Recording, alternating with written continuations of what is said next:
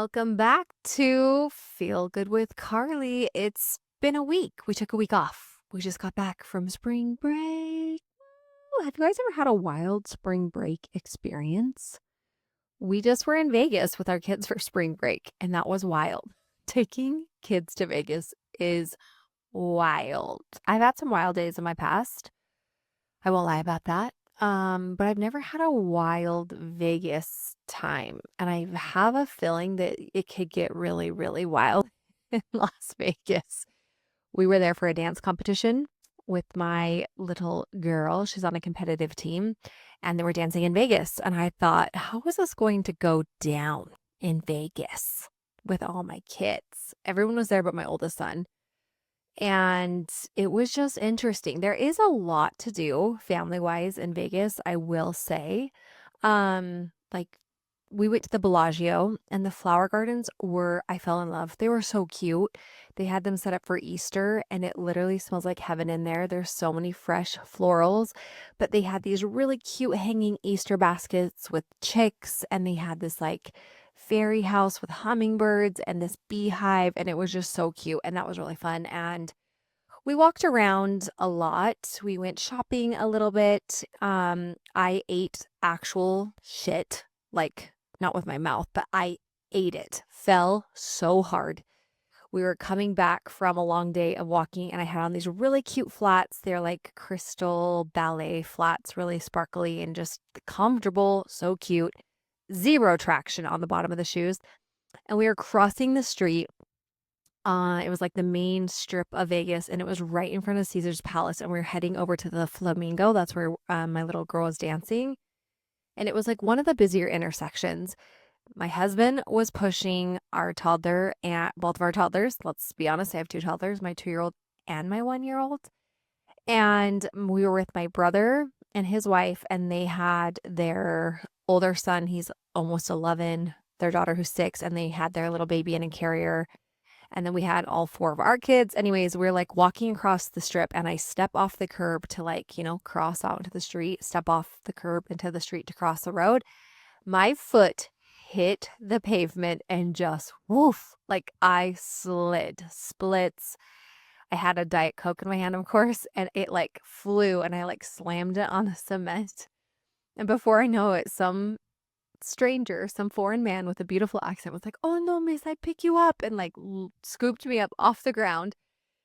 Jackson said he looked over and thought, why is my wife why is Carly Witt laying on the asphalt in Vegas? Like his mind didn't connect, and he didn't see me fall. So here we are. It's like noon or 1 in Vegas. We had been up since 5. Lenny danced at 7 a.m. that morning. And I probably looked like the drunkest mom in Vegas with all of our kids just can't even cross the road. But I wasn't. I was so sober, and my shoes, and I just was really embarrassed. But yeah, I ate it in Vegas, and that was wild. But the spring break was so good. It was good to be in some sunshine. I felt like my family just needed that. We just sat out. It was like 70s, like mid 70s. And so people who are from Vegas would like, it's not even that warm. But to us Idaho kids, it was a snowstorm, literal snowstorm before we left. And so to have any kind of warm sun on your skin, it just felt so nice. Look how cute my sweater is if you're not watching this on YouTube. Kristen Jones, Shop Kristen Jones, she sends me like this huge PR package every drop she does. I don't know what to do with all the sweaters. Maybe we should start doing some giveaways on here. And she has just really cute graphics. And this is reminding me that it's April 1st today. Happy April 1st. This is not an April Fool's. And it's just this cutie little Easter sweater. But we took off. So anyways, wow. Let's get our thoughts together. I took off last week because it was spring break and I didn't have an episode loaded in to upload for you guys. And I honestly just kind of needed like the mental break. I just wanted to take the week off. And so what I wanted to talk about this week was being a dance mom. I actually should have our host, or not our host, our dance studio owner and her sister on. I've talked to them about being on the podcast. They are another level of fun and just crazy. And they can give us the funnest stories. So then I was like, okay, well, maybe I'll save that episode for like actual dance mom episode. And we'll talk about being a sports parent episode, okay? Because I've got some stories for you. And I would just like to hope and pray that this episode reaches a parent who maybe needs to hear this and we can just all collectively be better sports parents together. And maybe someone who needs to hear this can chill, like the Chads and the Brads, and the Karens. We're gonna say that. If your name's Chad, Brad, or Karen, I'm sorry, not sorry. Okay, so why I just kissed the microphone. Why I was thinking about talking about this is because I have been okay, let's just rip off the band-aid. So my little girl is a dancer. She's a competitive dancer, and she is she's the youngest one on her team. And their team is really good. These girls that she dances with are very talented. They're good little dancers. We live in a small town, and so um, I'm not naive to the fact that we're small, right? And so when we go to these bigger competitions, like Utah just crushes it. I don't know what it is. Something, maybe it's like the Mormon thing. Mormons are just great breeders. They breed beautiful people and talented people, but there's something about the Utah culture and dancers there. The Utah dancers are insane. When Lenny competes against any of these girls, I'm always just like preparing myself mentally, like these girls are crazy good. Like they spend hours in the studio. I was asking a mom last year, her little girl and Lenny were in the same solo category, so they were competing against each other. And I was like, gosh, she is so good. Like, what have you done? Like, she just is phenomenal. And she was like, well, we're in the studio 25 hours a week. I was like, what? Excuse me, 25? And I'm saying this with no judgment, but I'm like, 25 hours? I don't even do anything for 25 hours in my life that makes me like a better at any hobby besides laundry and cleaning up my house and taking care of my kids and wiping. But that's the only thing I do for 25 hours consistently.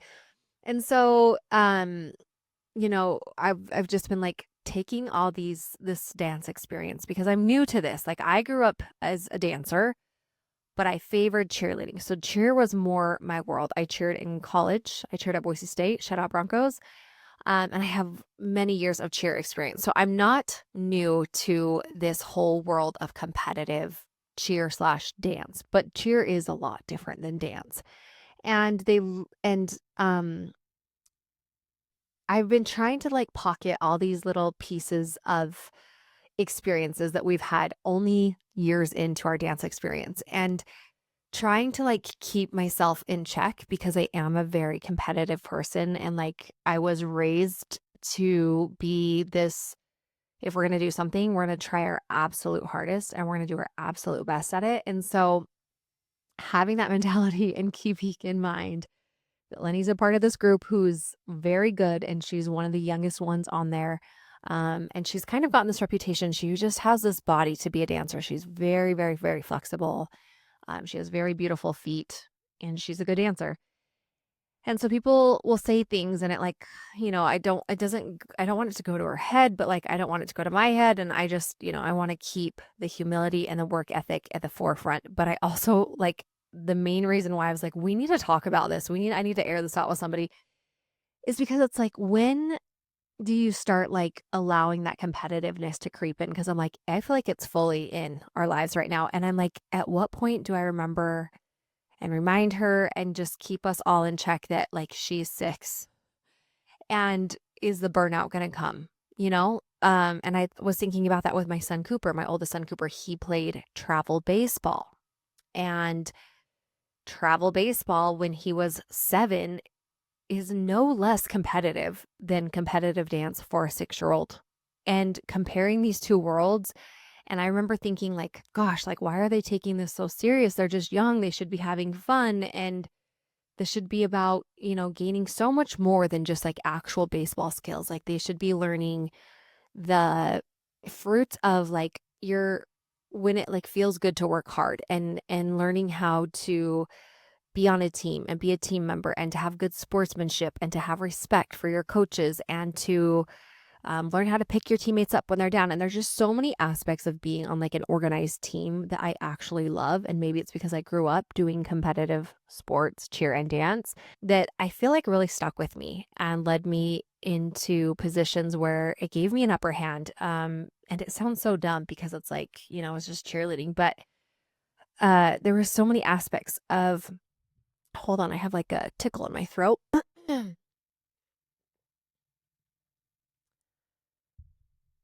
I think there's so many beneficial aspects of organized sports, of competitive sports. But then there's, and you guys know who I'm talking about, there are those participants and parents who can ruin it for everyone and who can just give you an experience where you're like, okay, it's not that deep, right? That's what the cool kids are saying. It's not that deep. It's not that serious. The first competition of the year we walked into, and we were like, I was like willing in Lenny's bag, and she has a prop, and it's like a clothing rack with sequins, and it's like a whole show. It takes a lot. It really takes a lot to be at a dance competition, and they're not even competitions anymore. They're conventions, so they're days long. They have multiple classes. They have multiple performances, and then she also is doing a solo. And so anyways, it takes a lot. It takes a village to keep it running and to get her going for dance weekends. And the very first conversation I overheard was a mom with her daughter, and the girl couldn't have been much older than Lenny, maybe a year or two. And she was like yelling in her whisper voice, which if you hear a mom yell in her whisper voice, you know she's serious. And she was like pointing at her daughter, and she's like, get your ass on the ground and point your toe. And she was like gritting through her teeth. And I'm like, bro, it's not even noon. And I feel like that's just really intense, like a tone to set for your dancer. And so it made me chuckle because there have been moments where I know like I've gotten intense with Lenny, and I'm like, how do you want to just do this to have fun, or like, are we here to win? And then I'm like, wait, why? I'm going to call myself out here. I'm straight throwing myself under the bus. I've had to like pull myself back so many times and be like, babe, if I start becoming a crazy dance mom, you have to reel me in, because I don't want to ruin this experience for Lenny. This is her talent. This is her sport. This is her thing. And I feel like I have so much experience and knowledge I can share with her. But at the end of the day, I'm her mom. I'm her safe place. I'm her comforter. I'm her cheerleader. And I want to be those things. And it's really tricky when you're trying to coach your daughter as well, because this year I had to help her a lot with her solo. We did pay a girl to do her solo, and it was fabulous. We loved it. She was actually a Utah Jazz dancer. So, and she does my brows. I love her so much, but Lenny couldn't remember all the choreography after she had taught it to her. And there were a couple things that we just, ended up changing. And so I ended up having to redo some of her, redo. That's, yeah. Why does that feel weird to say that? Redo some of her choreography. And anyway, so I feel like I was coaching her a lot through that. And our studio owners are so busy. They're hard to get into for solo classes. So I was working a lot with her hands on solo. And so many times I'm like, I don't think either one of us is having fun right now. Like, I feel like I could coach another girl and we'd probably have a better experience. But there's just something about when you coach your own kids, it just feels different. And I hope that you're like, if you're listening to this, you're like, this podcast is so much about her, but I'm going to get somewhere with this, I promise. So anyways, I'm just trying to give you guys a backstory so you can like know where my thoughts are coming from and why I wanted to talk about this. But I think as parents, I mean, and I want this, maybe this like whole podcast doesn't have to be in the direction of like sports parents, but just like parents in general. And I want to open this for like, ask your opinions and advice as well. Maybe my more seasoned parents out there, or if you have a child who's done competitive sports or clubs even, how do you initiate the idea of really helping your kids want to try their best and lead them to like success or victory or winning, while helping them stay humble, while helping them accept defeat when they don't do their best, and why how you can also, what we talked about earlier, just like be their safe place and their cheerleader while you're also helping them want to show up. Am I making sense? And I'm like, why do so many parents miss this? Because being a part of the baseball world and seeing so many crazy baseball dads, like they want to make fun of moms and put a show out called Dance Moms. I'm like, have you been to a travel league baseball game? I more dads get kicked out of baseball games than moms ever get kicked out of dance conventions. I don't know, in the history, has a mom got kicked out of a dance convention because she was being so crazy? Because dads get kicked out of baseball games. I've never seen a mom get kicked out of in all my years.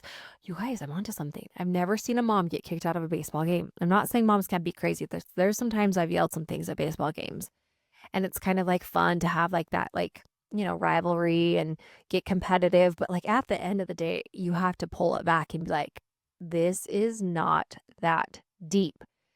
And the main reason why we're here is not because we're the one out in the uniform doing the sport or competing in the program or playing the game. Our kids are.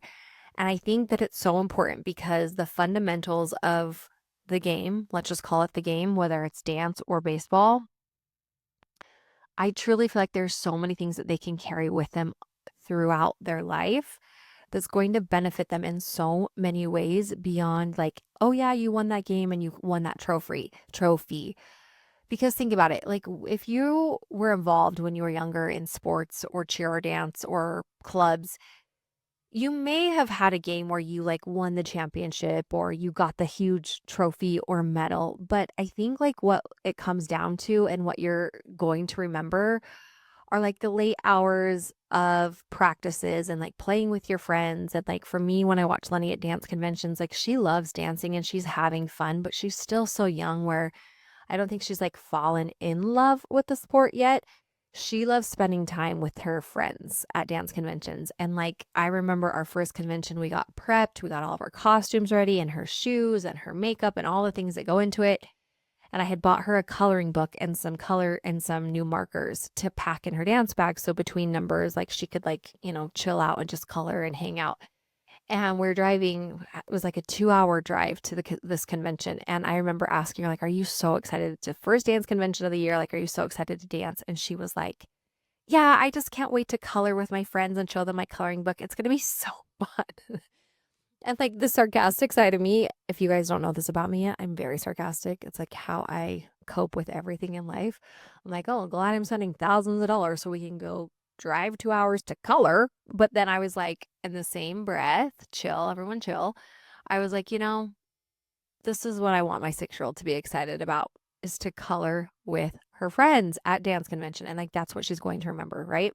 So I was thinking about like my son Cooper and I was asking him like, okay, so all these years of baseball, the times where you were really struggling, because he also has, and maybe we should have him back on the podcast to talk about this, but his dad coached him for a long time in baseball. And his dad actually was like pretty great at baseball. He was like a semi-pro professional player. And so I know that he had high hopes for Coop and, just having a son do what you love doing. And it was hard. It was so many years were hard to watch that relationship and that dynamic between those two because he had to be a father, but he also had to be a coach. And I think when your kids are being coached by you, it's just hard to keep neutral ground, like when they're that close to you. And it would be interesting to ask for his experience because now where he's older and he's emotionally, more in a place where he can like understand things and understand where his dad's coming from. I think he likes that his dad has coached him and he's got to spend that time and that experience with him. But there were times where I was just like, it was so hard. And I was just like, I just wish your dad wouldn't be your coach. It's just so hard for you and it's hard for him and, yada, yada, yada. But there's like a lot of things that I see in Cooper that I'm like, gosh, like baseball has taught you so much more than beyond how to hit a baseball and throw a baseball. And I think that like if you're a parent of a child who is in a club or an activity and maybe they're not the best person on the team, or maybe their team isn't the best and they don't win. I think that it's if you're wanting to help your kids find joy and remember the joy in what they're doing, it's to point out like that there is so much more to what they're doing and why they're doing it. And to focus on those experiences. Like, did you have so much fun with your friends at baseball today? Did you work really hard? What was the best part? What was the hardest part? What could you have done better? What did you do really good at? And just having those conversations with your kids and helping them develop those skills that just go beyond the game, right? I opened this question box up on Instagram I didn't really give you guys much of a warning, so there wasn't a ton of feedback. But I said, if you like, what are your questions or thoughts on sports parents and what advice do you have? And the main undertone that I was getting is how to stay away from the parents who make it bad for everybody or like gossip or talk about your kid. And that is so hard because I actually had a parent call. Maybe that's too personal. I had an experience where a parent had said something really mean about my kid and they didn't know that I heard them. And I wish that I could have gone back and been like, hey, just so you know, I heard what you said. And it's really hurtful because these guys are kids. They're just kids. They're children. And I don't appreciate that you said that. And I don't want it to be weird because our kids are on the same team. But I just want you to know that I'm aware. And then in the back of my head, I was like, and I'm going to kick your ass. I'm going to kick your ass because that was rude. And I'm a mom aware. But I didn't. And I cowered down and I held it in. And I was just like, I'm going to ignore him and I'm going to be rude to him the rest of the year. And I'm not going to make eye contact with him. And he probably could care less. He probably had no idea that I was like ignoring him because I was just like holding that inside. And then I realized, I'm like, you know what? That just eats away at me and it solves no problems when you don't communicate about those things. And so if I could give advice to a parent who was saying like, how do you stay away from the mean parents or the parents who gossip? Call them out straight, call them out. I've had some moms be pretty crazy talking about other dancers and other girls that aren't in our like uh company. And it's like so crazy to me because I'm like, you guys, these are children. These are literal kids. They are children, okay? And we're not going to be those weird moms who stand on the sidelines and talk about other moms' children. Is that not registering as crazy to you? And just maybe saying it in a funny way, but like I remember when I cheered at college and I at Boise State, I already said that, but I'm really proud of it because I love Boise State. But when I was a college cheerleader, I had made a goal for myself to be the neutralizer on the team, that I wasn't going to gossip about anybody. And not that I'm not a gossiper or that I don't struggle with that because I have and I do. But that year in my life, I really was like, you know what? If I want to be like memorable on this team, I want to be the girl who just doesn't talk bad about anybody no matter what. Because there can be drama on cheer teams. Hate to break it to you. Blow that to you? Wow. Sexual.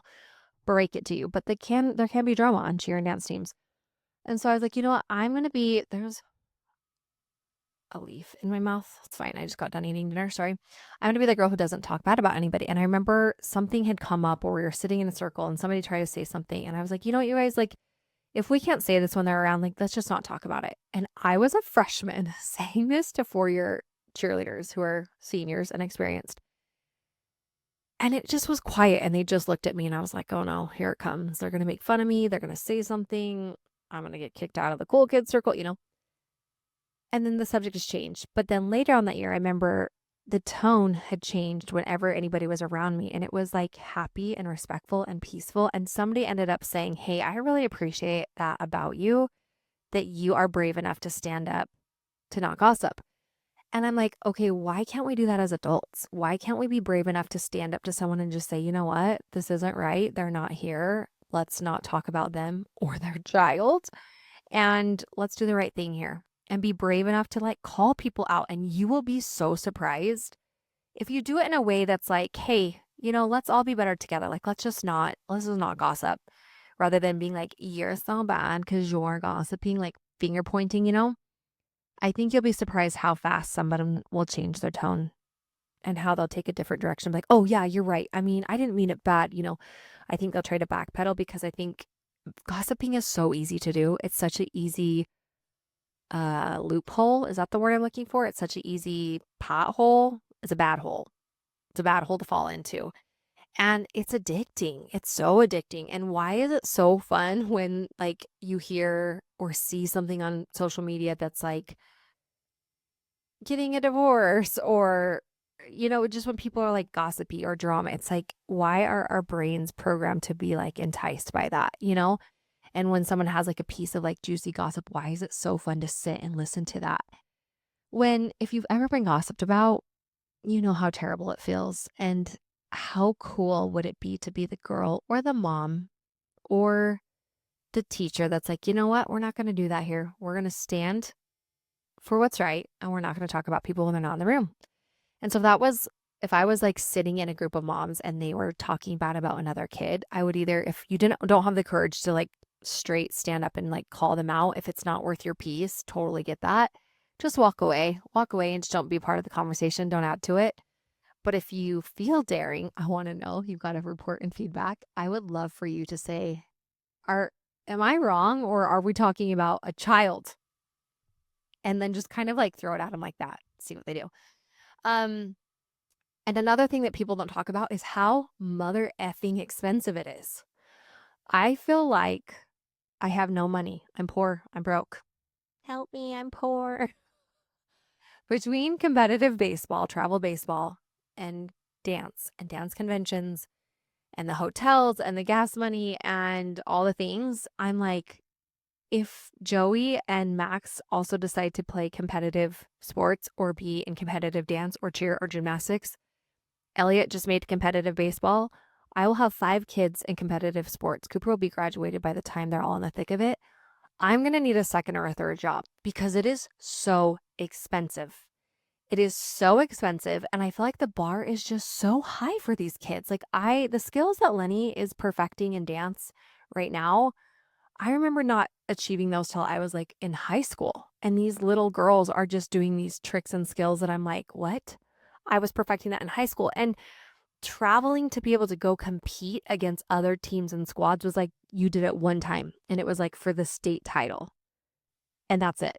And the school, we like did a fundraiser, we did sponsorships, we like all rallied together to have the money to go and do that. And now parents are just asked to freaking do that every other weekend. And it's like, how? How are people surviving?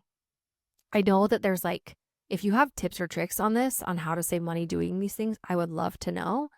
Because baseball was one thing when I had one kid in travel baseball, competitive sport. Now that we're going to have 3, OnlyFans, feet finder. I'm just kidding. I'm gross. I'm kidding. Okay, not gross. I'm not shaming. I'm just saying I need to look at streams of income because it is so expensive. It's expensive. And I thought about, I'm like, maybe we should buy a trailer. We should invest in a trailer because then we could tow it with us everywhere we go. We don't have to pay for a hotel. That would be our trailer payment, and we'll pay it off and we'll have it. And then we can just pull up to the park and have lunch in our trailer. I think that could be really fun. But then it's like hard because if you're not following in a car behind the trailer, you have to hook and unhook. I don't know. If I have any trailer professionals who tour the world in their trailer, or you have experience in this, please let me know. I do know a baseball mom and their family. I think a couple actually, and they do have an RV and they do that and they swear by it and they say they have so much fun. But it is tricky because you have to find the right RV parks and hookups. And if you don't have the hookups, then, it's just not the same thing. But it is fun. And it's so fun to see my kids like excel at the things that they're good at and to find what they love. It's just been so fun and so interesting. My second daughter is 2. She's so smart and she just loves watching Lenny dance. Her and I actually go to a mommy and me dance class. It's just like very light and fun. And we do like wheels on the bus. And, there is an end of the year recital where like her and I will do a little dancing in it together. And so it's fun to introduce her into the world of dance. But I wonder, I'm like, is this going to be your thing? Is this what you're going to want to stick with and like go with and chase like Lenny? Because my biggest fear with my girls is, and I don't know if boys are the same way in this aspect, I'm sure that they are. I have such space between my 2 boys that it doesn't feel hard yet. Like when they compare, like will they compare themselves against one another? That's where I'm getting to. But I'm like terrified that like if all 3 of my girls want to do dance, that they will compare themselves to one another. And that just terrifies me because I'm like, I just want my girls to feel so strong and so independent and so seen and valued for what they truly love, no matter what it is, that I'm like, if you all love dance, that'll be so fun and it will be convenient for me as the Uber driver, but also like, I hope they just shine in their own individual ways because that would be hard. So moms, if you're listening and this has happened to you and you've had this debacle, please help me with that. I mean, I'm not even close to that bridge yet and I'm already trying to cross it. Isn't that what we do as moms?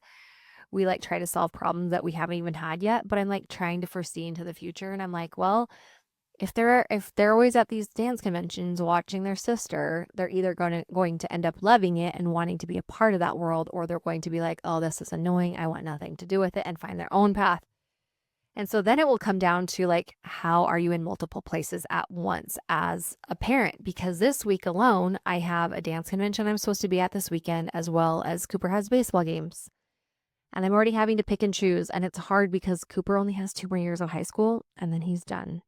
He's done with baseball. And that makes me want to just straight cry because he started when he was so little. And there were so many times where I'm like, oh, this is a lot to pack up all the kids and all the tents and all the chairs and in the sweaty hot sun. And it's expensive in another hotel. And you have to deal with some of the parents that you don't love and they're annoying. We just kind of sit down in the outfield and do our thing. I always just feel like I'm bugging people. So I just am like, we'll just stay in the outfield. You know, I have 500 kids running around and I want people to be able to watch the game. And now we have 2 years left and he's already halfway through his junior season of school baseball. And then in the summer, he will start travel baseball. So potentially it's like a year and a half left. And then he's done.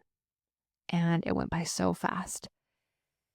And I think like I want to end on this note of, if you're a parent and you're struggling with like feeling burdened by all the demands that we have to do, and also feeling like you don't want shielding your kids from that, right? Not letting them feel the demands of the prices and of the hardships of the travel and the packing and the unpacking and the Gatorade, all the things.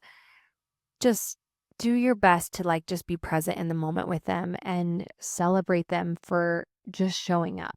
I don't know if I'll do this or I'll explain this adequately, but I'm going to try. I was like listening to a podcast about parenting and how you cheer your kids on, and they said you want to be really careful in how you like choose to highlight what you're proud of with your kids. Because if you're always highlighting like, oh my gosh, you hit a home run that game, I'm so proud of you. Oh my gosh, you got to hit a double at that plate and you struck that guy out.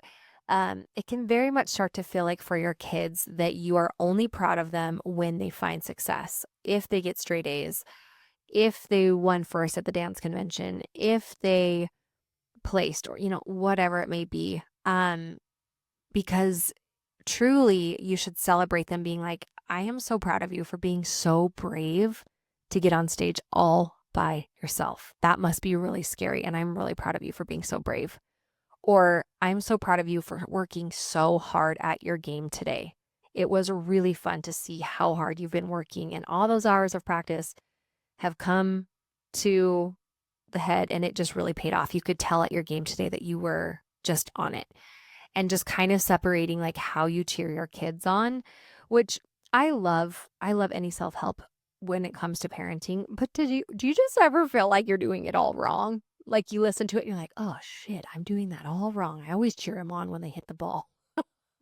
Right? Does anyone else feel like that? Like you like listening to these like parenting help skills and books and all the things, but I'm just always like, I'm messing my kids up. I'm gonna have to pay for their therapy later.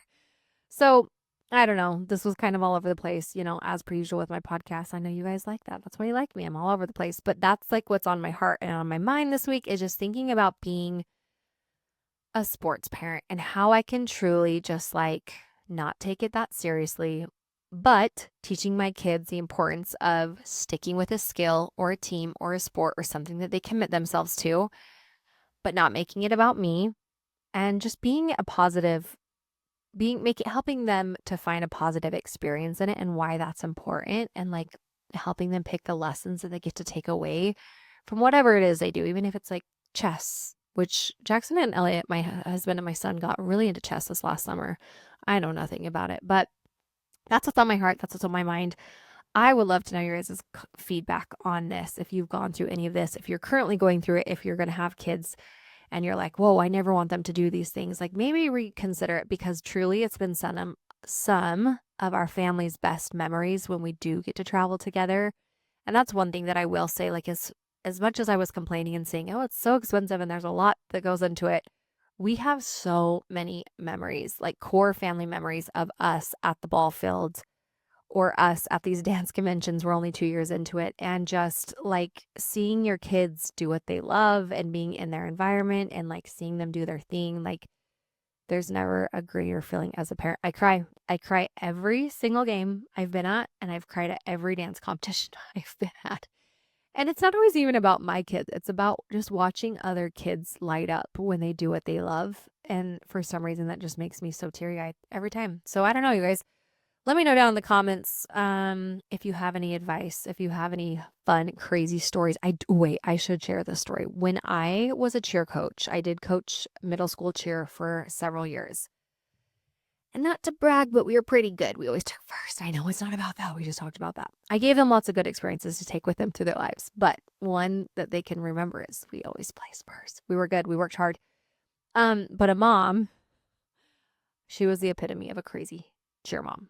She literally lied to me the day of a competition and told me that her daughter broke her foot and that they would not be able to come to the dance competition or the cheer competition, and she wouldn't be able to compete. And if you know anything about cheer or dance or any kind of sport, there's formations, there's team players, like there's a team aspect where you rely on that player or that person or that formation or that girl, especially in cheerleading where you're lifting people. And I was like, what? So I literally had to redo the entire routine the day of because she broke her foot. She was nowhere to be found. There was no pictures. There was nothing. Like, of course I was concerned. How did she break her foot? What happened? Is she okay? Do we need to come see her? Was this in a car wreck? Like, where are you guys at? What happened? Just broke her foot. Just got a text. That's all I got. So I'm like freaking out, panicking, worried about her, but also like stressed, like about the routine we're supposed to go on. It ended up being fine. We did great. We did amazing. The girls adjusted really well. But later that day, some photos were circulating of this particular girl, and she was at a dance competition because she was dancing and cheering. Chose to go to the dance competition over the cheer competition, and it broke my heart, and it made me so sad. And I thought, like, as a mom, like, what values are you leaving with your daughter? Like, at the end of the day, it really even wasn't about like us because we were fine, we did fine. But I'm like, are you teaching your daughter that it's okay to lie and to like to be dishonest with people? Like, that is what bugged me the most. I can't stand. One of my biggest pet peeves is a liar. I'd rather you just look me straight in the face and tell me the truth and it hurt my feelings than you just lie to me. I just can't handle it. So anyways, we had to have like this intervention because then like when we went back to practice the next week, all the girls were very upset. There were like rumors flying around. I'm sure you can imagine. Other moms were mad that she was like allowed to like be put back in the routine. And, you know, I'm like, I can only do what I can do. Like there's administration that also like has the upper say in this. And I remember just like putting her in the back and just in a position where I'm like, hey, if you do this to us again, like it's not going to matter because like you're in the back, you're not any lifts. Like, and she was really upset. And so we had to have like this meeting with her mom and the principal. And the whole time I just felt like, oh, this is so dumb. Like, this is why people say like cheerleaders and dancers are like so much drama. Like, we could have solved this. Like, I felt like I set up a really great program for everyone to be honest with each other. And this mom had to go and lie. And the thing that was like the most frustrating was like the mom was like leading it. She was taking charge. Like her daughter came to practice and was just kind of like, didn't even really say anything to me. And so then it was like, I couldn't even have a conversation with her. And it felt inappropriate to like reprimand her when her mom wasn't there. And it was just like, there was just like wild all over the place. Anyways, the funniest part was she ended up getting so heated in the meeting with the principal. She was like, do you want to take this out into the parking lot? And I looked at the principal and I was like, yeah, I do. Let's go. And he was like, no, no one's taking this out in the parking lot. But he was like trying to keep a straight face. But I was like, did this cheer mom just really try to like tell me she's going to try and fight me in the parking lot? I probably would have lost, but I was like, wow, this is where we're at. And I think that was like my last year of coaching. And that's when I was like, you know, it's probably a good time to step away just to put my passion and interest into other things because it is a lot. If you've ever coached a team, you know, like it is a lot. You want to give them so much and you want them to do well and you want to like help them to see success, but like there's such a fine line of it crossing over into like a personal thing about you and like what you look like as a coach rather versus like truly this program is for the kids, if you know what I'm saying. And so that's the year I was like, I need to step away and take a break because it's starting to get too messy, and I don't want to fight anyone in the parking lot.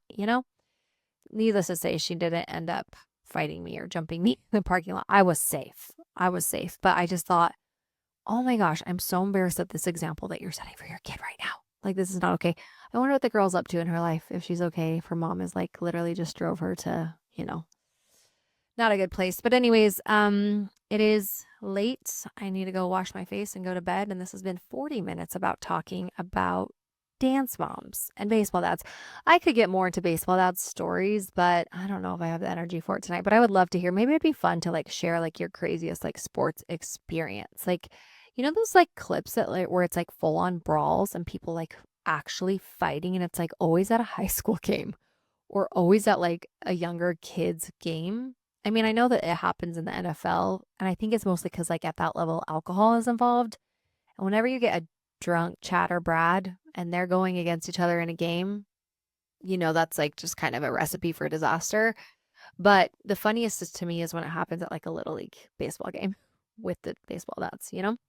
So anyways, I will see you guys next week. And I think the episode that I want to talk about next week is kind of like debunking the, I don't even know how you would say this, debunking like how influencers make money and how much money they're really making and how you can make a good living and like what the rates are, and just kind of like peeling back the layers and like sharing everything that I've had and experienced and gone through with you guys.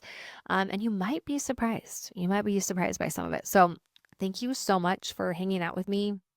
This feels like an episode where I want to hear back from you, right? Please don't let me just talk about my crazy life as a dance mom and a baseball mom. And also pray for me. I'm going to need prayers this spring season in these sports as I'm being pulled in 3 different directions with 2 toddlers on my hip.